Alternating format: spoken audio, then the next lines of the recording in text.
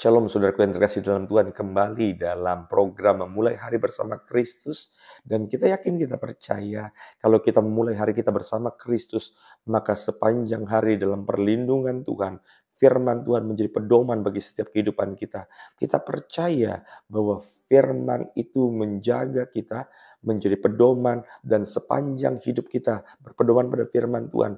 Maka saya doa, biarlah apa yang kita perbuat tidak pernah akan ditinggalkan oleh Tuhan. Tuhan akan buat semuanya menjadi berhasil. Dan dimanapun saudara berada, mungkin sekarang ini saudara masih di rumah, atau bahkan mungkin sudah dalam perjalanan menuju kantor, mungkin sedang di bandara, di kereta, dalam perjalanan mobil. Saudara, mari sisihkan waktu sejenak untuk Tuhan, sehingga kita memulai hari kita bersama Kristus. Buatlah sebuah kebiasaan di mana kayaknya ada yang kurang kalau misalnya saya tidak doa. Kayak ada yang kurang kalau saya memulai pagi tanpa renungan firman Tuhan. Dan mari kita tundukkan kepala, kita bersatu dalam doa. Kami bersyukur Tuhan Yesus, jikalau pada pagi hari ini kami boleh masih menghirup udara segar dari Tuhan, kami masih boleh melakukan pekerjaan aktivitas bagaimana kami biasa melakukannya. Kami percaya itu semua karena kasih Tuhan sempurna bagi setiap kehidupan kami. Terima kasih Tuhan Yesus. Terima kasih. Engkau baik, Engkau ajaib, Engkau luar biasa. Haleluya. Amin. Kita buka Alkitab kita, saudara, yang terambil dari Kejadian pasalnya yang ke-45 ayat 1 sampai dengan ayat yang ke-5. Masih dalam kisah Yusuf. Saya refresh sebentar tentang kisah Yusuf. Waktu itu Yusuf ketika masih muda, dia dikhianati oleh saudara-saudaranya, akhirnya dia dijual ke Mesir, ya. Lalu kemudian di tanah Mesir dia kerja di rumah Potifar, sehingga cerita difitnah, masuk penjara, ya. Dan saudara tahu, ketika dia di penjara, dia berkenalan dengan orang-orang yang cukup penting, punya peran dalam istana, dan didengar oleh Raja Firaun, pemimpin Mesir pada saat itu. Sampai satu saat, saudara, Raja Firaun punya mimpi. Begitu dia bermimpi, dia bingung apa arti mimpi ini, dan ternyata orang-orang di penjara kenal dengan Yusuf yang bisa mengartikan mimpi. Dipanggillah, bertemulah Yusuf dengan Raja Firaun. Raja Firaun menaruh kepercayaan kepada Yusuf, dan akhirnya singkat cerita, Yusuf dipercayakan untuk mengatur persediaan makanan bagi kerajaan Mesir. Dan pada saat itu, area sekitar Mesir mengalami yang namanya kelaparan, kecuali Mesir yang saat itu dikelola persediaan makanannya oleh Yusuf. Dan siapa yang terkena dampak daripada kelaparan? Termasuk saudara-saudara Yusuf yang pernah mengkhianatinya, yang pernah menjualnya kepada orang-orang ke tanah Mesir. Dan satu momen di mana saudara-saudaranya yang pernah berkhianat itu datang kepada Yusuf di tanah Mesir, mereka meminta bantuan untuk bisa makan. Pada saat itu, saudara, Yusuf memberikan, tapi saudara-saudaranya mungkin karena sudah bertahun-tahun lupa bahwa itu adalah adiknya mereka. Dan mungkin juga saudara-saudaranya selama ini tahu bahwa Yusuf sudah mati. Maka sampailah kita di ayat yang pertama sampai dengan ayat yang kelima dengan perikop, Yusuf memperkenalkan dirinya kepada saudara-saudaranya. Ayat 1 dikatakan, ketika itu Yusuf tidak dapat menahan hatinya lagi di depan semua orang yang berdiri di dekatnya, lalu berserulah ia, suruhlah keluar semua orang dari sini. Maka tidak ada seorang pun yang tinggal di situ bersama-sama Yusuf ketika ia memperkenalkan dirinya kepada saudara-saudaranya. Setelah itu, menangislah ia keras-keras sehingga kedengaran kepada orang Mesir dan kepada seisi istana Firaun. Dan Yusuf berkata kepada saudara-saudaranya, akulah Yusuf, masih hidupkah Bapa? Tetapi saudara-saudaranya tidak dapat menjawabnya, sebab mereka takut dan gemetar menghadapi dia. Lalu kata Yusuf kepada saudara-saudaranya itu, marilah dekat-dekat. Maka mendekatlah mereka. Katanya lagi, akulah Yusuf, saudaramu yang kamu jual ke Mesir. Ayat yang kelima yang terakhir yang kita mau baca. Tetapi sekarang, janganlah bersusah hati dan janganlah menyesali diri karena kamu menjual aku ke sini. Sebab untuk memelihara kehidupanlah Allah menyuruh aku mendahului kamu. Saudara, coba lihat ayat yang kelima. Betapa luasnya hati Yusuf. Dia bilang bahwa kalaupun kalian mengkhianati aku, menjahati aku, tetapi sebetulnya Tuhan sudah atur semua supaya aku ada di sini dan memelihara kehidupan. Ini yang kita pelajari dari ayat yang ke-45, maaf, dari pasal 45 ayat 1-5 tentang bagaimana Yusuf punya hati yang mengampuni. Maka saya berikan tema daripada renungan kita pagi hari ini adalah pengampunan yang memulihkan. Saya percaya saudara, sekarang-sekarang ini ada banyak sekali hubungan-hubungan yang rusak. Kenapa? Karena tidak punya hati untuk mengampuni. Dan memang saya tahu, ngomong pengampunan itu gampangnya minta ampun. Tetapi bagi saudara yang disakiti, bagi saudara yang dikhianati, saudara mungkin sudah pernah melakukan hal-hal yang baik kepada orang tersebut, tetapi masih juga dijahatin. Sama seperti Yusuf, dijahatin. Bukan siapa-siapa yang menjahati dia, keluarganya sendiri, dan tidak ada yang lebih menyakitkan dibandingkan dikhianati, dijahati oleh darah daging kita sendiri. Satu darahnya kita sendiri, dan itu sangat menyakitkan.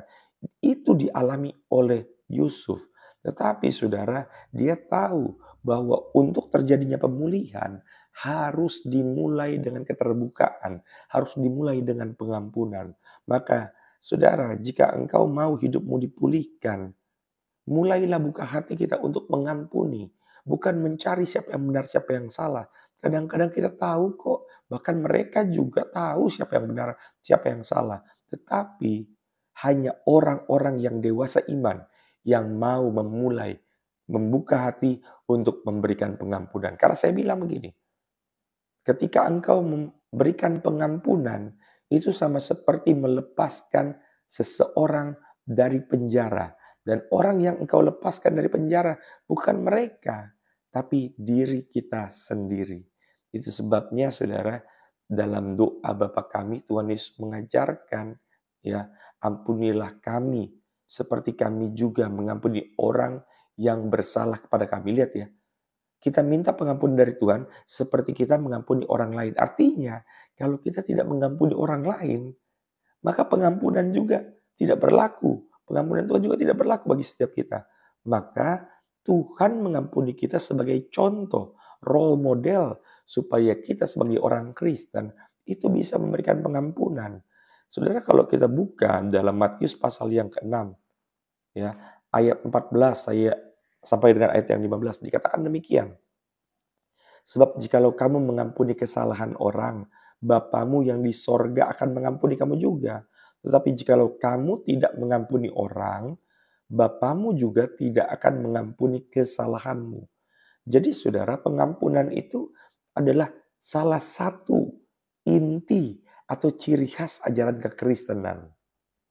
Saudara, makanya hanya kekristenan yang saya bilang standarnya tinggi. Saudara bisa bayangkan, kita diajarkan jika engkau ditampar pipi kiri kasih pipi kanan. Itu bukan berarti saudara ditampar kemudian kasih pipi secara secara literal sudah artikan begitu. Itu artinya kekristenan Alkitab, firman Tuhan mengajarkan kita untuk memberikan pengampunan yang luar biasa. Kepada orang-orang siapa? Kepada orang-orang yang jahat kepada kita.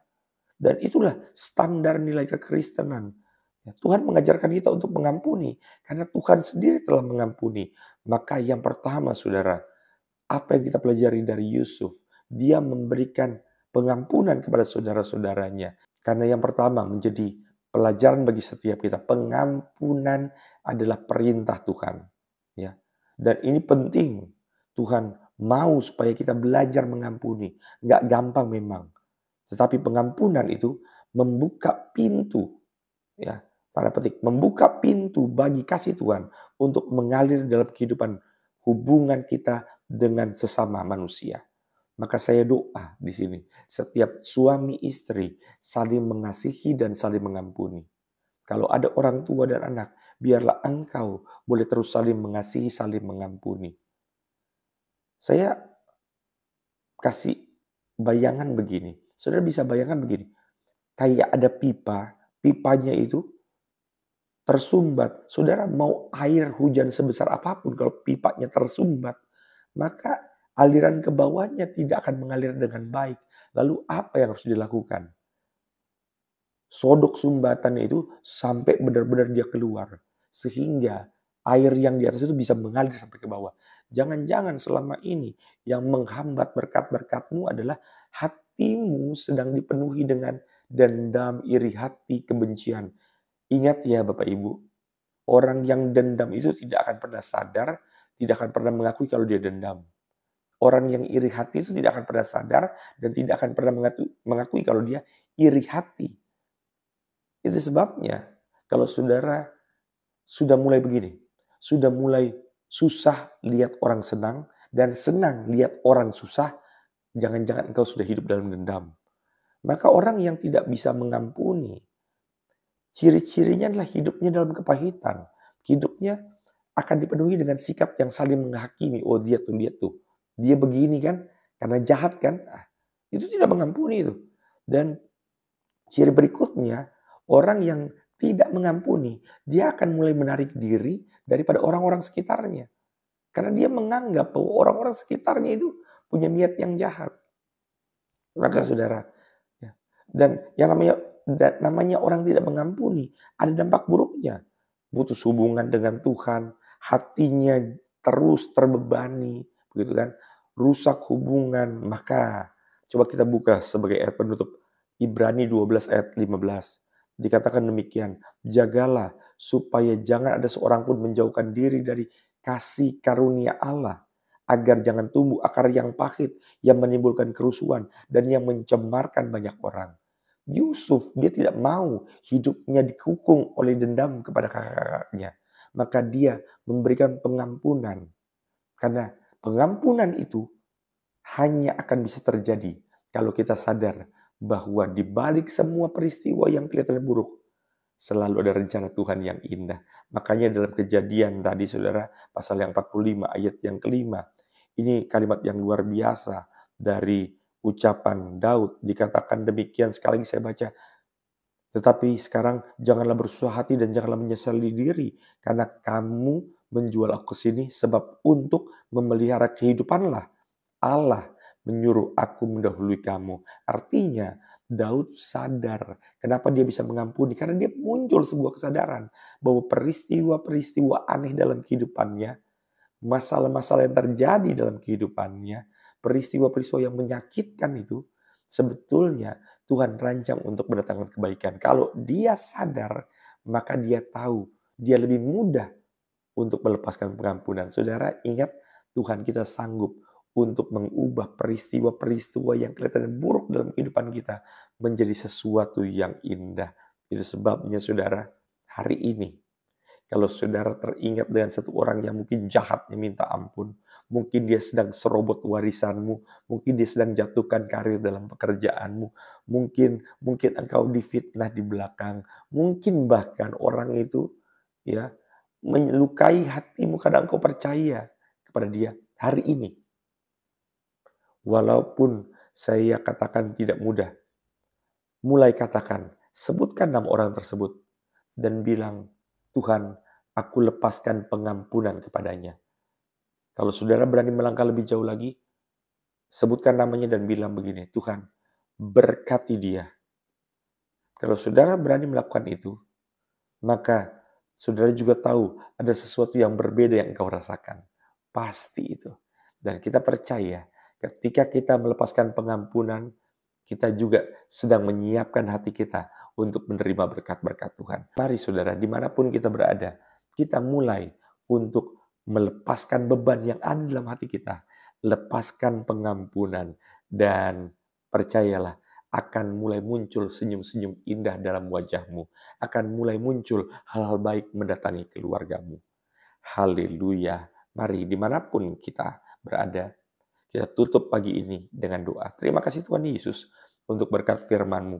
Ajar kami terus Tuhan untuk semakin melangkah sehari-hari bersama-Mu. Terima kasih Tuhan Yesus, sertai seluruh aktivitas dalam hari ini. Kami percaya Roh Kudus menguatkan setiap kami. Haleluya, haleluya. Segala pujian hormat hanya bagimu dalam Tuhan Yesus. Amin.